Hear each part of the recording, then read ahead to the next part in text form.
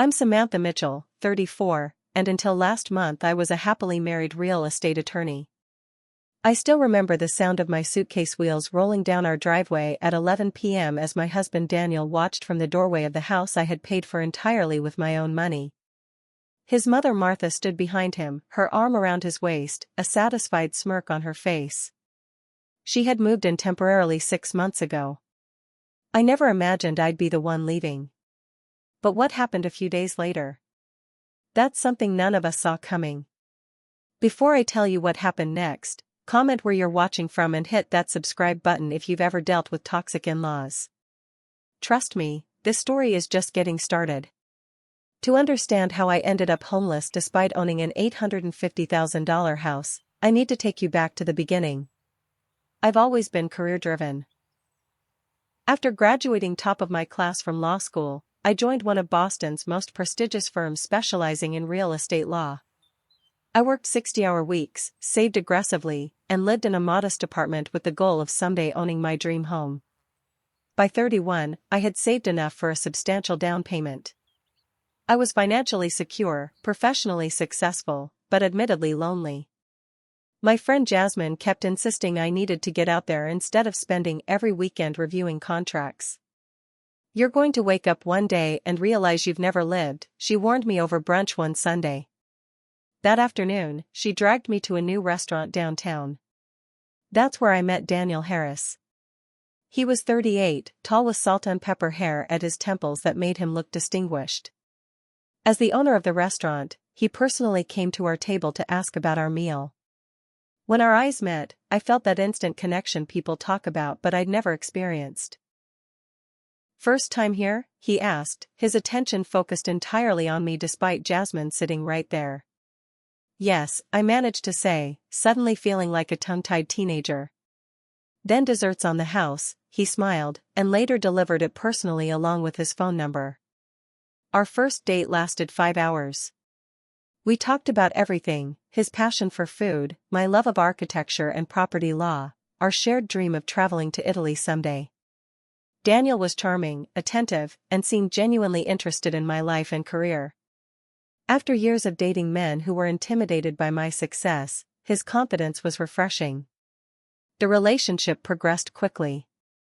Within 3 months, we were seeing each other exclusively. By 6 months, he had a drawer at my apartment. At 8 months, during a weekend trip to Cape Cod, he proposed on the beach at sunset. "You're the most incredible woman I've ever met," he said, kneeling in the sand. "I want to build a life with you." I said yes without hesitation. Looking back, I should have taken more time to really know him, but love makes fools of us all, doesn't it? We married in a small ceremony 3 months later. The first red flag appeared during wedding planning when I met Daniel's mother, Martha, a widow who lived about an hour outside the city. She looked me up and down with barely concealed disapproval. "Daniel always said he'd marry someone who wanted to be a full-time mother," she commented while we were finalizing seating arrangements. "Your career seems so demanding." Daniel quickly changed the subject, but I noticed he didn't correct her assumption about my priorities. After the wedding, things were good for a while. We rented a larger apartment together, and I continued saving for our dream home. Daniel's restaurant was experiencing some financial difficulties, a situation he assured me was temporary. His loan applications were rejected twice, which he blamed on banks not supporting small businesses. When I found our perfect house, a beautiful colonial with a wraparound porch in a quiet neighborhood, I was ready to make an offer. The asking price was $850,000. "I can cover it," I told Daniel one night, showing him the listing. "I have enough for a substantial down payment, and with my income, we can easily manage the mortgage." There was a flash of something in his eyes: pride? Resentment, before he smiled and said, "My successful wife. Whatever you think is best." We moved in 3 months later. I remember standing in our new entryway, keys in hand, overwhelmed with emotion. This was everything I'd worked for. "Our dream home," Daniel said, putting his arm around me. Yes, I agreed, not thinking to correct him, though I'd paid for it entirely from my savings and taken out the mortgage in my name alone since Daniel's credit was damaged from his business struggles. The first few months in our new home were blissful. We hosted dinner parties where Daniel could showcase his culinary skills. We planted a garden. We talked about starting a family. Then came our first major disagreement. I wanted to convert the smallest bedroom into a home office.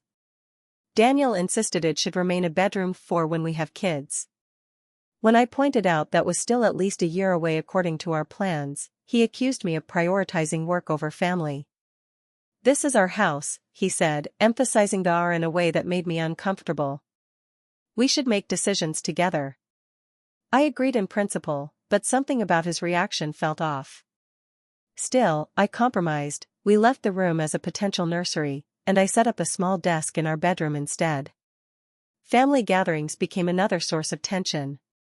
Martha would visit monthly, always bringing something for the house: curtains, decorative pillows, kitchen gadgets, without consulting me first.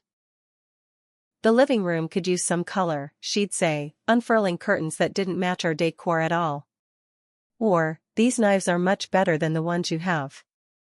Daniel always encouraged me to use whatever she brought, saying, "Mom's just trying to help. Don't make it a big deal." But it wasn't about the items themselves, it was the underlying message that my choices for my own home weren't good enough. Still, I tried to maintain peace. I told myself all marriages have adjustment periods, especially when strong-willed mothers-in-law are involved. For our first anniversary, Daniel's restaurant continued struggling. I offered to help financially, but he refused, calling it a matter of pride. Instead, he cut staff and worked longer hours. We saw each other less, and when we were together, he was often tired and irritable. I tried to be supportive, bringing dinner to the restaurant, listening to his frustrations, offering advice when asked. But a distance was growing between us that I didn't know how to bridge. Despite these challenges, I never imagined what was coming next. If I had, maybe I could have protected myself better.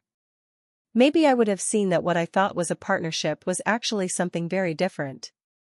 The announcement came during a Sunday dinner at our house, almost a year and a half into our marriage. Daniel had been quieter than usual all evening, and I assumed it was restaurant stress. As I cleared the plates, he cleared his throat. "Sam, Mom has some news," he said, reaching for Martha's hand across the table. "She's selling her house." "That's big news," I replied, genuinely surprised. Martha loved her house, filled with 30 years of memories with her late husband. "Are you downsizing?" Martha dabbed her lips with a napkin. "The market's good right now, and the house is too much for me to maintain alone." She paused, looking at Daniel. "I'm between places at the moment." The silence that followed felt loaded. I glanced between them, slowly realizing what was coming. "I've invited Mom to stay with us while she figures out her next move," Daniel said, his tone suggesting this was already decided. "Just for a few weeks until she finds a new place." My fork froze midway to my mouth. "Oh," I managed, trying to process this information that was clearly not up for discussion. "When were you thinking?" "This weekend," Martha answered, smiling. "Daniel has already offered to help me pack." I looked at my husband, who avoided my eyes. We hadn't discussed this at all, not even a mention of his mother needing a place to stay. But challenging him in front of Martha would only create tension, so I forced a smile. "Well, the guest room is all yours," I said, feeling cornered but trying to be gracious. "For a few weeks." Martha moved in the following Saturday with far more belongings than someone staying temporarily should have. Daniel helped her unload box after box, filling not just the guest room but also half of our garage. "Mom's not sure which clothes she'll need," he explained when I questioned the volume. "And some of this is just storage until she gets a new place." The first week wasn't terrible. Martha was on her best behavior, cleaning up after herself, complimenting my cooking, even bringing me tea one evening when I was working late. I began to think maybe this arrangement could work for a short time. But by week 2, subtle shifts began. I came home to find the living room furniture rearranged. The sofa works better facing the window, Martha explained when I noticed. And I organized your kitchen cabinets. You had them so inefficiently arranged. Before I could respond, Daniel chimed in, doesn't it look great? Mom's got such a good eye for these things. This became a pattern. Martha would change something in my house, Daniel would praise her for it, and I would be cast as unreasonable if I objected. The kitchen became her domain. She took over meal planning and grocery shopping, claiming it made sense since Daniel worked late and I was so busy with work. 1 month turned into 2. When I gently asked about her house hunting progress, Martha sighed dramatically. The market's not as favorable for buying as it is for selling, she explained. I'm just not finding anything suitable. You don't mind me staying a bit longer, do you? Daniel says it's been so helpful having me here. What could I say? That actually, I did mind? That I missed the privacy of my own home? That I was tired of finding my things moved or replaced? Instead, I smiled tightly and said of course she could stay longer. By month 4, Martha had fully insinuated herself into our lives. She had opinions about everything, what we watched on TV, how often I worked late, even what I wore. That skirt is awfully short for a professional woman, she commented one morning as I left for work. In my day, we dressed more modestly. Mom's just from a different generation, Daniel would say whenever I expressed frustration to him privately. She means well. But did she? I started noticing how she'd undermine me in subtle ways. She'd forget to pass along phone messages. She'd make comments about how career women often regret putting off having children. She'd reminisce about Daniel's ex-girlfriend who would have made such a wonderful mother. When I worked late, I'd come home to find Daniel and Martha cozied up on the couch watching shows they knew I enjoyed, having already eaten dinner without me. Increasingly, I felt like the outsider in my own home. Maybe you could try getting home earlier, Daniel suggested when I mentioned feeling excluded. Mom makes dinner at 7. She's really making an effort here. 6 months in, there was no more pretense of Martha's stay being temporary. She had fully moved in, bringing more furniture from storage, hanging her artwork on our walls, even repainting the guest room without asking me first.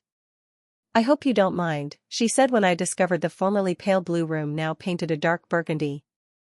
This color is much more soothing. I took my concerns to Daniel again, this time more directly.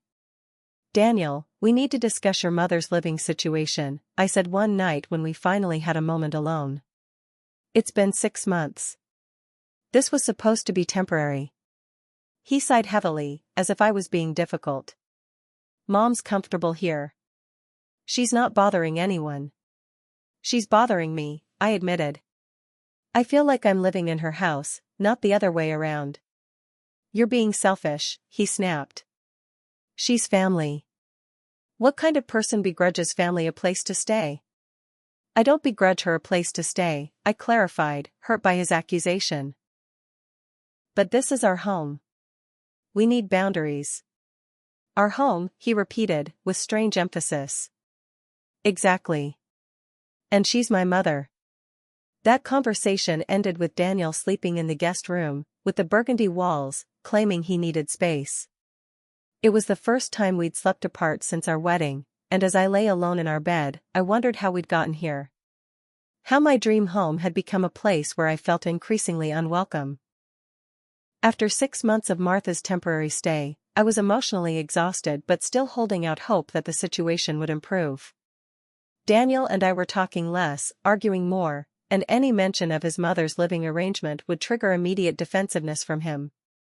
Still, I tried to maintain my career and sanity. On a Thursday in October, I won a major case for our firm, a complicated commercial real estate dispute I'd been working on for months. My boss, Barbara, insisted on celebrating. Drinks are non-negotiable, she declared. You just saved our client millions. I texted Daniel that I'd be home late, receiving only a thumbs-up emoji in response. After a quick celebration with colleagues, I headed home around 9 p.m., actually looking forward to sharing my professional victory with my husband. I pulled into our driveway and noticed several unfamiliar cars parked along the street. Our dining room lights were on, and through the window, I could see people gathered around our table. Confused, I entered through the front door to the sound of laughter and clinking glasses. In our dining room sat Martha, Daniel, and 4 elderly people I'd never met, enjoying what appeared to be a lavish dinner party. But what stopped me in my tracks wasn't the unexpected guests, it was our dining room itself. The modern light fixture I'd carefully selected had been replaced with an ornate crystal chandelier. My minimalist table settings were gone, replaced by elaborate gold-rimmed china I'd never seen before. Even the art on the walls had been swapped out for traditional oil paintings. Most jarringly, my grandmother's antique sideboard, the only piece of furniture I had inherited from her, was missing, replaced by a bulky mahogany cabinet. "There she is!" Martha exclaimed with artificial brightness. Daniel's wife finally decided to join us. 5 pairs of eyes turned to stare at me standing in the doorway, still in my work clothes, clutching my briefcase. "What's going on?" I asked, trying to keep my voice steady. "And where's my grandmother's sideboard?" Daniel rose from his seat, napkin still in hand. "Sam, these are Mom's bridge friends. She wanted to host them for dinner." His tone carried a warning to behave. "The old sideboard is in the garage. Mom thought her china cabinet worked better in here." I stood frozen, processing this information. They had removed a treasured family heirloom without even asking me, in my own home. "You moved my grandmother's sideboard to the garage without asking me?" My voice was rising despite my efforts to stay calm. Martha gave a dismissive wave. "That old thing was too shabby for a proper dining room. My cabinet displays my good china much better." She turned to her friends. "Samantha works so much she barely uses this room anyway." Something snapped inside me. 6 months of suppressed frustration came pouring out. "This is my house," I said, my voice shaking. "That old thing was my only inheritance from my grandmother. You had no right to move it." Daniel rushed over, trying to usher me out of the room. "Sam, you're making a scene. We can discuss this later." I pulled away from him. "No, we'll discuss it now. I've been patient for 6 months while your mother takes over every inch of my house. I've been accommodating while she criticizes my cooking, my clothes, my work. But touching my grandmother's furniture? That crosses the line." Martha's friends shifted uncomfortably in their seats. Martha herself sat up straighter, her expression hardening. "Daniel," she said sharply, "I will not be spoken to this way in front of my friends." "You're right, Mom," Daniel replied, glaring at me. "Sam, you need to calm down." "Calm down?" I was nearly shouting now. "This is my house. I paid for it. Every mortgage payment comes from my account." One of Martha's friends gasped. Daniel's face flushed dark red. "How dare you bring up money," he hissed. "You've always held that over my head." "I've never mentioned it until now," I protested. "But since we're on the subject, yes, I bought this house. I've been nothing but generous, and in return, I'm treated like a guest in my own home." Martha stood up, pressing a hand to her chest dramatically. "I can't take this," she announced, voice quavering. "My heart. Daniel, my medication." Daniel immediately rushed to her side, supporting her as she swayed theatrically. "Now look what you've done," he snapped at me. "You know she has anxiety issues. She seems fine when she's rearranging my house or throwing dinner parties without my knowledge," I retorted, beyond caring about politeness. Martha's friends began gathering their things, murmuring about family disputes and coming at a bad time. Daniel led his mother to the living room sofa, where she reclined with the back of her hand pressed to her forehead like a Victorian lady with the vapors. Once her friends had awkwardly departed, Daniel returned to the dining room where I stood, still fuming. "You need to apologize to my mother," he demanded. I laughed incredulously. "Apologize? For what? Being upset that she removed a cherished family heirloom without permission? For being surprised by a dinner party in my own home? For being selfish and disrespectful?" he shouted. My mother has done nothing but try to make this house a home, and you treat her like an intruder. Because that's exactly what she's become. I shouted back. This was our home, Daniel. Ours. Now it's hers, and I'm the outsider. From the living room, Martha called out weakly, Daniel, I think I need to go to the hospital. My chest feels tight. Daniel's expression turned cold. If you can't respect my mother, maybe you should leave until you figure out your priorities. I stared at him, not quite believing what I was hearing. Are you choosing your mother over your wife right now? Are you seriously asking me to leave my own house? It's a family home, Martha called from the sofa, apparently well enough to eavesdrop and interject. And you're not acting like family. Daniel nodded in agreement. Maybe you should take some time to cool off and think about how you want this marriage to work. I looked between them, my husband of 2 years and the woman who had systematically taken over my life, and suddenly saw with perfect clarity what was happening. This had been the plan all along. Martha had never intended her stay to be temporary. She had been working to push me out from day one, and my husband had allowed it. No, not just allowed it, he had participated in it. Fine, I said, a strange calm settling over me. I'll leave. But this isn't over, Daniel. I went upstairs and packed a suitcase with shaking hands, tears streaming down my face. I could hear them whispering downstairs but couldn't make out the words. Not that I needed to, their actions had spoken loudly enough. As I rolled my suitcase down our driveway at 11 p.m., Daniel stood in the doorway watching, Martha beside him with her arm around his waist. Neither offered to help me or asked where I would go. Neither showed a flicker of remorse. I got into my car, my vision blurred by tears, and drove away from the dream home that had become a nightmare. I had never felt so betrayed, so alone, so utterly defeated. But as I checked into a hotel that night, I had no idea that this painful moment was actually the beginning of my liberation. What would happen a few days later would change everything. I spent that first night in the hotel room alternating between sobbing and staring numbly at the ceiling. Around 2 a.m., I called Jasmine, who answered on the second ring despite the hour. He kicked me out, Jazz, I choked out before she could even speak. My own house, and he kicked me out. I'm coming over, she said immediately.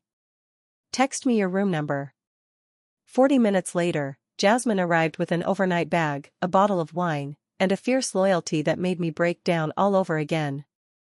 She held me while I cried, then poured us both generous glasses of wine. Start from the beginning, she instructed, settling cross-legged on the bed across from me. I told her everything, Martha's gradual takeover, Daniel's increasing coldness, the final confrontation. Saying it all out loud made me see how methodical the manipulation had been. That calculating witch, Jasmine muttered. And Daniel. I never thought he'd turn out to be such a mama's boy. I just don't understand how we got here, I said, wiping my eyes. 2 years ago, we were so happy. 2 years ago, he had you convinced he was someone else, Jasmine corrected gently. Sam, you've been played. Both of them have been working you from the beginning. Her words stung, but deep down, I knew she was right.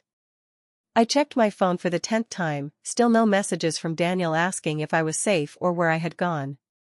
He doesn't even care where I am, I whispered. Then he doesn't deserve to know, Jasmine said firmly. Sam, listen to me. You're a brilliant attorney. If one of your clients came to you with this story, what would you tell them? I took a deep breath, trying to separate emotion from fact. I'd tell them to document everything and know their legal rights. Exactly. So tomorrow, that's what we do. But tonight, we drink wine and remind ourselves what an absolute trash person Daniel has turned out to be. Jasmine stayed overnight, and her presence kept me from spiraling completely. The next morning, with a clearer head, I sent Daniel a brief text, I'm safe. We need to talk about next steps. His response came an hour later, we need space. Mom thinks you should stay away for a while. My hand shook with rage. Mom thinks. Not I'm sorry or where are you, but Mom thinks. Something hardened inside me then, a resolve that cut through the hurt. This wasn't just about a marital spat. This was about two people conspiring to push me out of my own home. I spent the morning making calls. First to my office, requesting emergency personal leave. Then to my bank, confirming that no unusual transactions had occurred on my accounts. And finally, to Barbara, my mentor and senior partner at the firm. "Can I come see you?" I asked. "It's personal, but I need your advice." Barbara's office had always been a sanctuary of sorts, meticulously organized with floor-to-ceiling bookshelves and a view of the city that reminded me why I worked so hard. She listened without interruption as I explained my situation. When I finished, she removed her reading glasses and fixed me with a steady gaze. "Samantha, you need to think strategically, not emotionally. You're an attorney, approach this like a case." "But he's my husband," I said weakly. "And he just evicted you from your own house," she countered. "A house that, from what you've told me, is legally yours alone. Am I correct that you purchased it before marriage with separate funds?" I nodded. "And the mortgage is in your name only?" "Yes." Daniel's credit wasn't good enough to co-sign. Barbara leaned forward. "Then let me be blunt, you have all the legal leverage here. But you need to be smart about how you use it." She recommended I consult with Ryan Thompson, a family law attorney in our building known for his no-nonsense approach to high-conflict divorces. "Divorce?" I echoed, the word landing like a physical blow. Barbara's expression softened slightly. "I know it's not what you planned. But ask yourself honestly, is this marriage salvageable? Is it even worth saving?" I left Barbara's office with a strange mix of grief and clarity. 2 hours later, I sat in Ryan Thompson's office, laying out my situation more coherently than I'd managed with Barbara. Ryan, a sharp-eyed man in his 50s, took detailed notes. "Let's start with the house," he said. "You purchased it entirely with separate property funds before your marriage, correct?" "Yes. I saved for years and made a large down payment. The mortgage is in my name only." "And your husband's name isn't on the deed at all?" "No. His credit was poor because of his restaurant issues." Ryan nodded approvingly. "That simplifies things considerably. In Massachusetts, separate property typically remains separate in a divorce, especially in short marriages with no children. Your house is legally yours. So they can't just keep it?" I asked, hardly daring to hope. "Absolutely not. In fact, you could have them removed by police escort if necessary. They're essentially trespassing at this point." The thought was both satisfying and terrifying. "What about the marriage itself?" Ryan was refreshingly straightforward. "Based on what you've told me, I see significant grounds for divorce, emotional abuse, abandonment, even financial manipulation if he's been using your resources inappropriately. But before we proceed, I suggest you gather more information." He advised me to secure all important documents, review our financial entanglements, and most importantly, document any communication with Daniel or Martha that might reveal their intentions. I spent the next 2 days holed up in my hotel room, accessing financial records online and organizing documentation. What I discovered made my blood boil. Daniel had been using our joint account, which I primarily funded, to make large transfers to his restaurant, effectively using my money to keep his failing business afloat without my knowledge. The amounts totaled over $30,000 in the past year alone. Even worse, I found emails between Daniel and Martha discussing strategies to convince me to add Daniel's name to the house deed. "Sam's so trusting," Daniel had written 3 months earlier. "I think if I approach it as a symbolic gesture of our partnership, she'll agree." Martha's response made me physically ill. "Once you're on the deed, everything changes. She can't push me out then." They had been plotting this for months, Daniel working to get ownership of my house while Martha systematically made me feel unwelcome in it.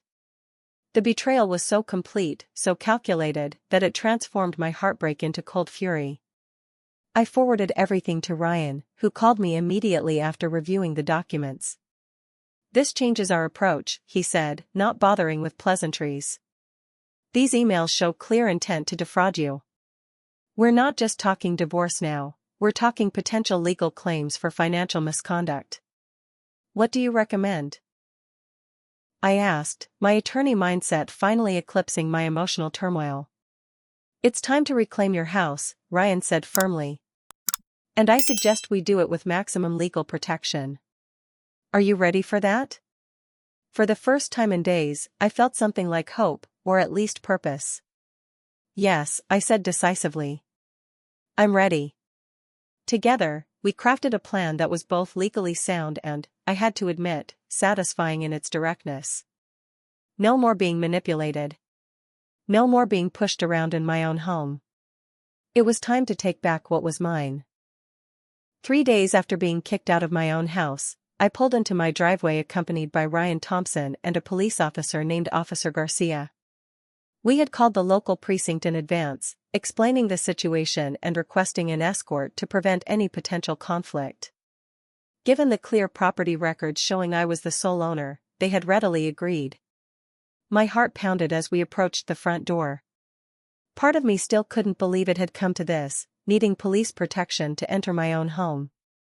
I took a deep breath and rang the doorbell. Martha opened the door, her expression shifting from casual curiosity to shocked recognition. She was wearing an apron that I'd received as a Christmas gift from a colleague, another small appropriation that now seemed symbolic of the larger theft of my life. Samantha, she said coldly, blocking the doorway. Daniel isn't interested in speaking with you right now. That's not why I'm here, Martha, I replied, maintaining the calm demeanor Ryan had coached me on. I'm here to reclaim my property. This is Officer Garcia, and this is my attorney, Ryan Thompson. Martha's eyes darted between my companions, lingering on the police officer's uniform. Her face paled slightly. Daniel, she called over her shoulder, her voice tight with alarm. Daniel, come quickly. I heard hurried footsteps, and then Daniel appeared behind his mother, his expression hardening when he saw me. What's this about, Sam? He demanded, moving to stand beside Martha in the doorway. I told you we needed space. No, what you need is to vacate my property, I corrected him, handing over the folder Ryan had prepared. These are legal documents confirming my sole ownership of this house. As you can see, I purchased it with separate funds before our marriage, and the deed is in my name only. Daniel glanced at the papers, then thrust them back at me. This is our marital home. I have rights too. Ryan stepped forward. Actually, Mr. Harris, in Massachusetts, separate property acquired before marriage typically remains separate, especially in marriages of short duration. The prenuptial agreement you signed also clearly delineates this property as belonging solely to Ms. Mitchell. Daniel's face flushed. Prenup or not, I'm her husband. I have a right to live here. Not when you've expelled the legal owner, Ryan countered smoothly. By forcing Ms. Mitchell to leave her own property, you've essentially abandoned any claim of right to occupy it. Martha pushed past Daniel, her voice rising shrilly. This is ridiculous. We can't just be thrown out of our home. It's not your home, Mrs. Harris, Officer Garcia interjected calmly. The property records clearly show Ms. Mitchell as the sole owner. She has the legal right to determine who lives here. This is absurd, Daniel sputtered. We're married. Everything she has is half mine. I pulled out my phone, opening the email app. Is that what you thought when you wrote this to your mother? Let me read it. Once you're on the deed, everything changes. She can't push me out then. Daniel's face went from red to ashen. You hacked my email? That's illegal. Our joint account statements were emailed to our shared household account, I explained calmly. The account I pay for, which you use to access your personal email. There was no hacking involved. And we have more, Ryan added. Financial records showing Mr. Harris transferred over $30,000 from joint accounts to his business without Ms. Mitchell's knowledge or consent. That could constitute financial misconduct in divorce proceedings. The word divorce hung in the air between us. Daniel stared at me, his expression flickering between anger and something that might have been fear.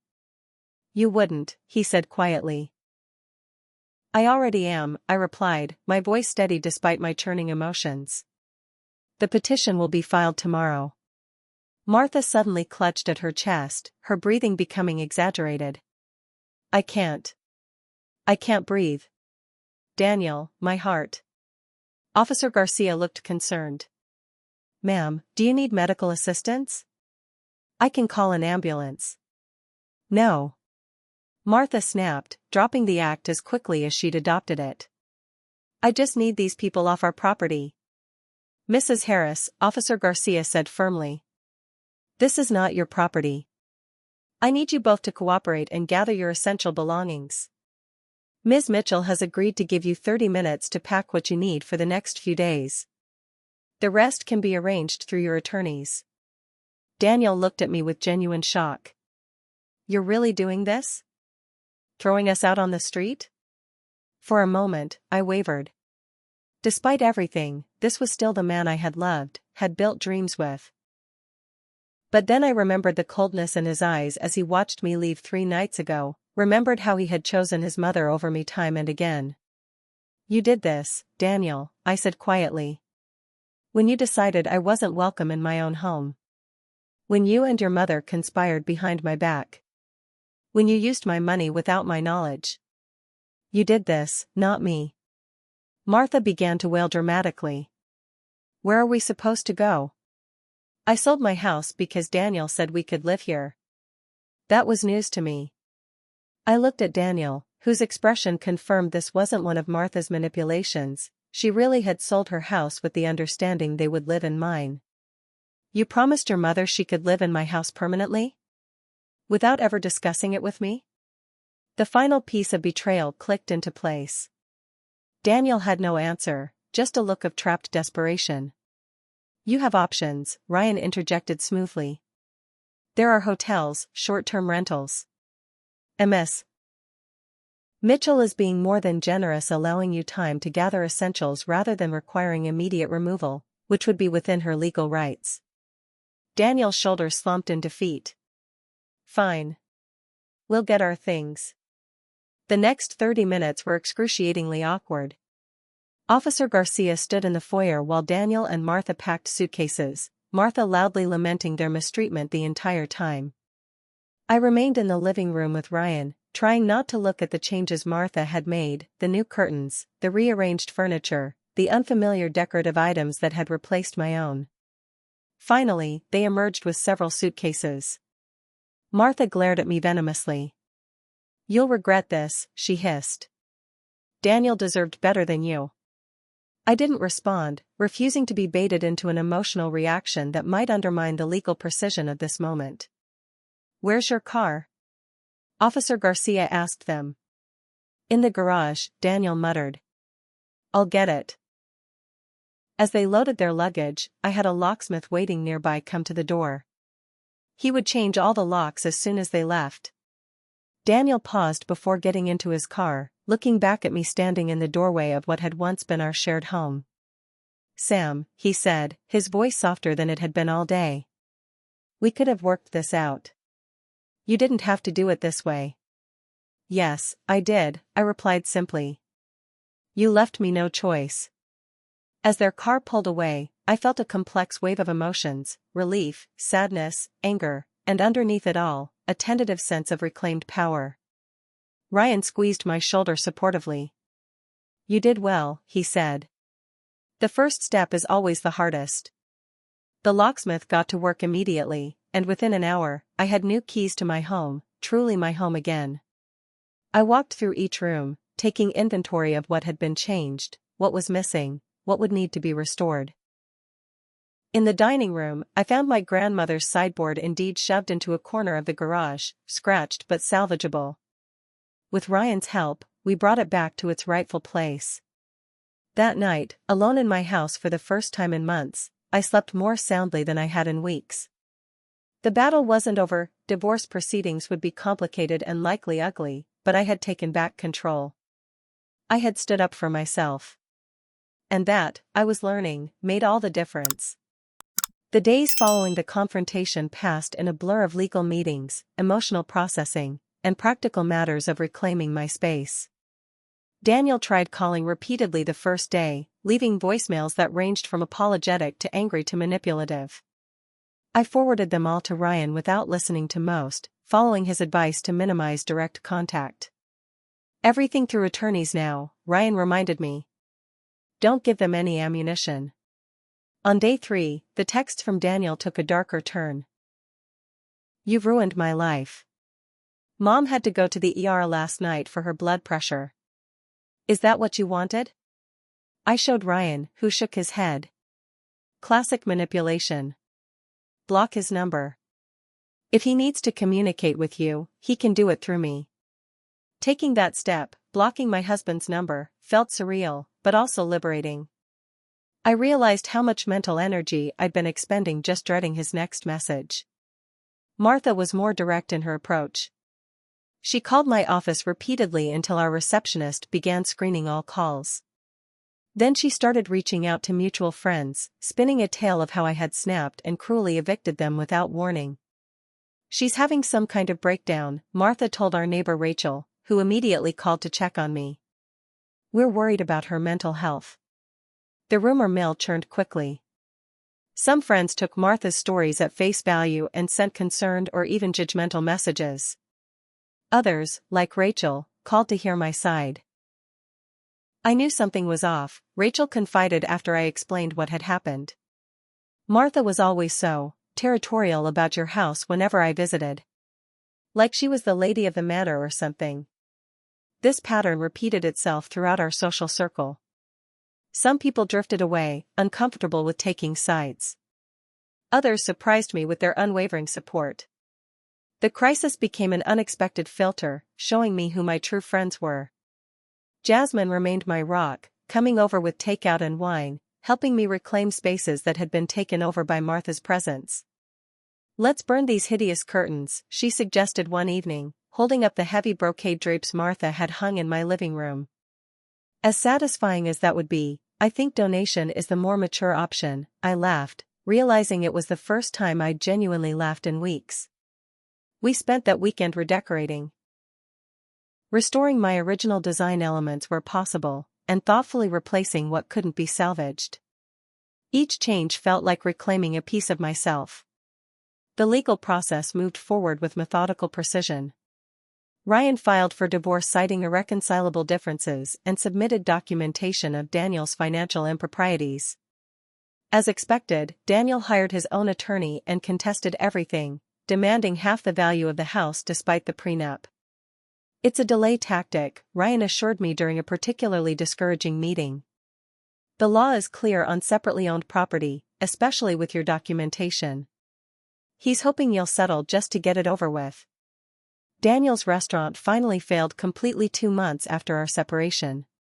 He blamed me in a scathing email sent to Ryan, claiming my vindictiveness had destroyed his business. The financial records told a different story.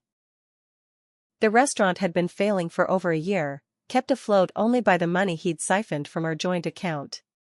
Martha, meanwhile, had to move into a small apartment on the outskirts of town, a significant downgrade from her previous home, and certainly from my house where she'd planned to live permanently. She continued her campaign of vilification, even trying to contact my boss to suggest my erratic behavior was affecting my work performance. Barbara shut that down immediately. I told her if she contacted our firm again with defamatory statements, we would consider legal action, she informed me with grim satisfaction. I don't think she'll be calling back. Throughout this chaos, I found myself turning to therapy to process the betrayal and manipulation I'd experienced. Dr. Levine, a compassionate woman in her 60s, helped me recognize patterns I'd missed. You mentioned Daniel often complimented your success early in your relationship, she noted during one session. But did he ever celebrate your achievements once you were married? I thought back, realizing with a start that he hadn't. My promotions, case wins, even the victory that preceded our final fight, all had been minimized or ignored. Success threatened him, Dr. Levine suggested. It highlighted his own failures with the restaurant. Having his mother there reinforced his sense of masculine pride. At least he could be the man of the house in her eyes, even if financially you were the provider. These insights didn't excuse Daniel's behavior, but they helped me understand the dynamics that had led to our collapse. More importantly, they helped me recognize warning signs to avoid in the future. 4 months after the separation, as divorce proceedings continued their slow grind, I received an unexpected email from Daniel. Unlike his previous communications, this one was calm, even remorseful. "I've been doing a lot of thinking," he wrote. "I was wrong about many things. The house is yours. I've instructed my lawyer to stop contesting it. I'm sorry for how everything happened."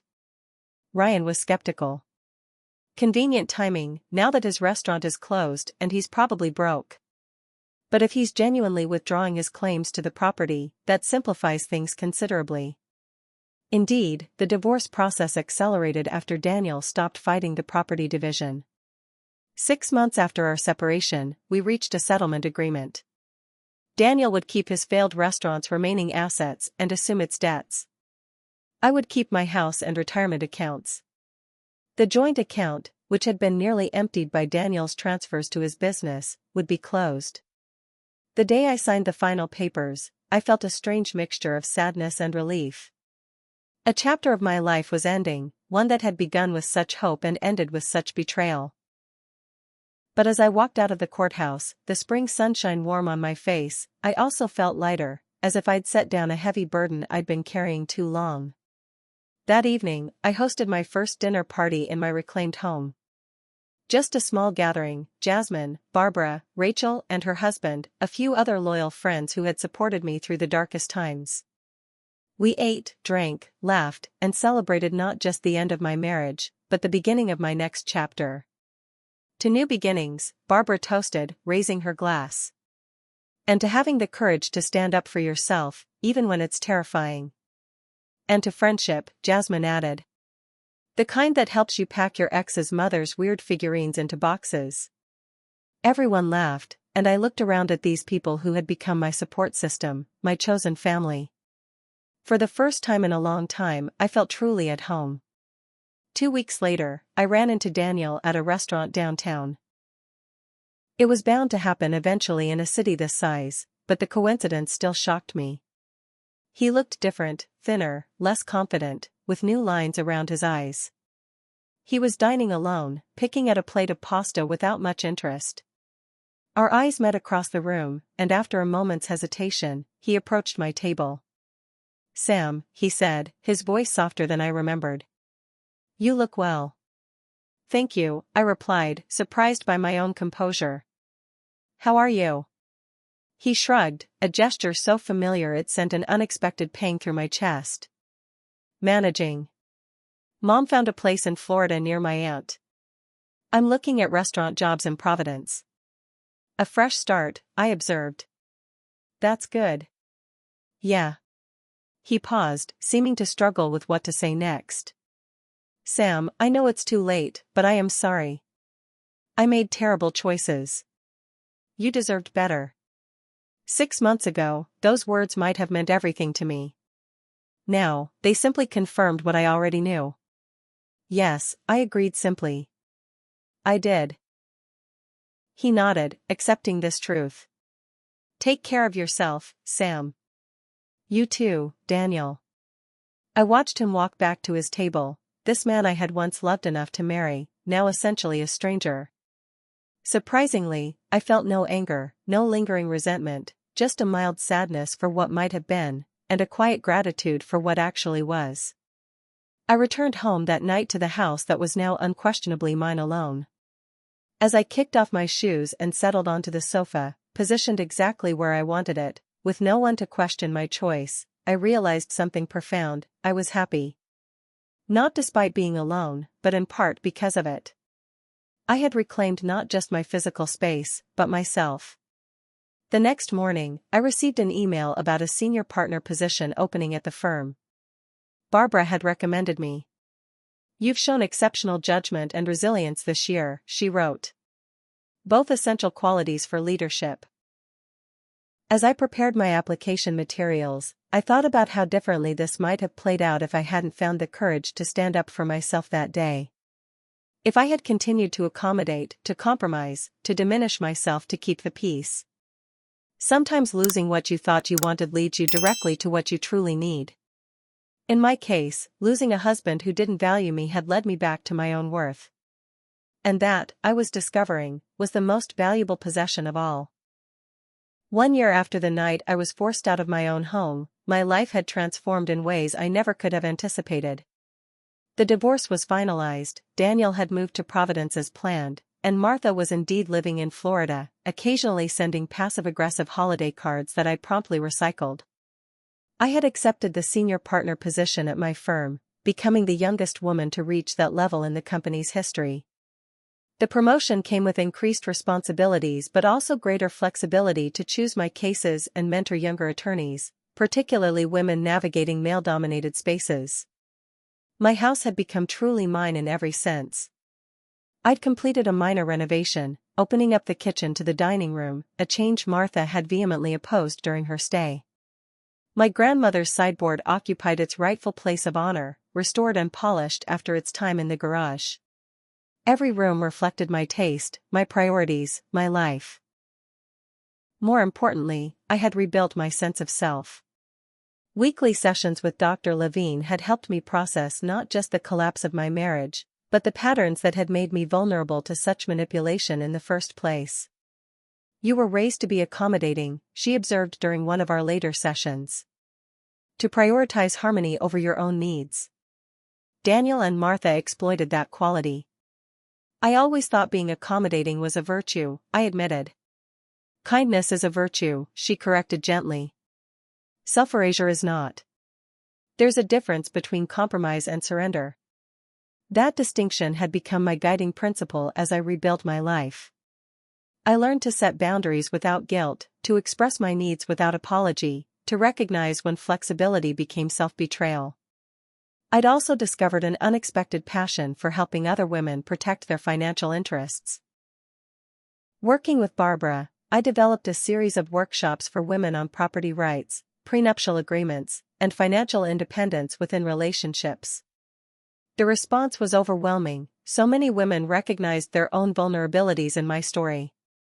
"You've turned your pain into purpose," Barbara noted after one particularly successful seminar. "That's the mark of true resilience." On the anniversary of what I now called my Liberation Day, I was preparing for a dinner date, my third with Michael, a thoughtful architect I'd met through a client. Our relationship was progressing slowly, deliberately, each of us bringing the wisdom of past experiences to this new connection. As I applied my makeup, I thought about how different I was from the woman who had once stood in this same bathroom, trying not to upset her husband by working too late or taking up too much space. That version of me seemed like a distant relative now. Someone I regarded with compassion but wouldn't choose to become again. My doorbell rang precisely at 7. Michael was unfailingly punctual, a small reliability I had come to appreciate. I opened the door to find him holding a small potted orchid rather than cut flowers. "I remembered you said you preferred plants that last," he explained with a smile. It was a minor thing, but it reflected what had become most important to me, being truly seen and heard by those I allowed into my life. Over dinner at a new restaurant downtown, our conversation flowed easily. Michael asked thoughtful questions about my day, shared ideas about a community project he was working on, neither dominating the conversation nor placing me at its center. Just balance, wonderful, refreshing balance. Halfway through the meal, I glanced toward the entrance and felt a jolt of recognition. Daniel was being seated at a table across the restaurant, accompanied by a woman I didn't recognize. He hadn't seen me yet, engaged in conversation with his companion. Michael noticed my momentary distraction. "Everything okay?" "Yes," I said, returning my attention to him. "Just saw someone I used to know." Eventually, Daniel looked up and saw me. There was a flicker of surprise on his face, followed by something like resignation. He nodded slightly in acknowledgement, then deliberately returned his focus to his date. It was a small moment, over in seconds, but it crystallized something for me. Daniel was part of my past now, a significant chapter, certainly, but not one that had the power to disrupt my present. We had both moved on, as people do. Later that evening, after a pleasant goodnight with Michael, we were taking things very slowly in the physical department. By mutual agreement, I returned home and kicked off my heels with a contented sigh. My house welcomed me with its familiar comfort, every corner arranged according to my preferences, every space holding only positive energy. I made myself a cup of herbal tea and curled up on my window seat, looking out at the spring night. 1 year ago, I had been devastated, believing my life had fallen apart. Now I understood that what had actually happened was a necessary unraveling, the dismantling of a life built on shaky foundations to make way for something stronger, truer, more authentically mine. The betrayal had been painful, yes. The manipulation, the gaslighting, the violation of trust, all of it had cut deeply. But from those wounds had come wisdom. I now understood the importance of maintaining financial independence even within partnership. I recognized the value of trusting my instincts when something felt wrong. I knew that love shouldn't require the diminishment of self. Most importantly, I had learned that starting over wasn't the same as failing. Sometimes it was the bravest, most necessary choice one could make. As I sat there in the quiet of my reclaimed home, I felt profound gratitude for the painful lesson that had ultimately led to this peace. Had Daniel and Martha not shown their true colors so dramatically, how many more years might I have spent slowly compromising myself away? How much longer would I have accepted being a guest in my own life? Sometimes the most loving thing we can do for ourselves is to walk away from those who cannot love us properly, to create space for those who can, or simply for the joy of our own uncompromised company. The house I had once been forced to leave had become more than just my home again, it had become a symbol of my reclaimed power, my non-negotiable worth, my determination to live on my own terms. And that was a foundation no one could ever take away. What's your story of reclaiming your power? Have you ever had to stand up to someone who was trying to diminish you or take what was rightfully yours? I'd love to hear your experiences in the comments below. If this story resonated with you, please hit the like button and subscribe to hear more journeys of resilience and self-discovery. And remember, sometimes the most difficult endings lead to the most beautiful beginnings. Thank you for listening, and may you always have the courage to stand in your truth.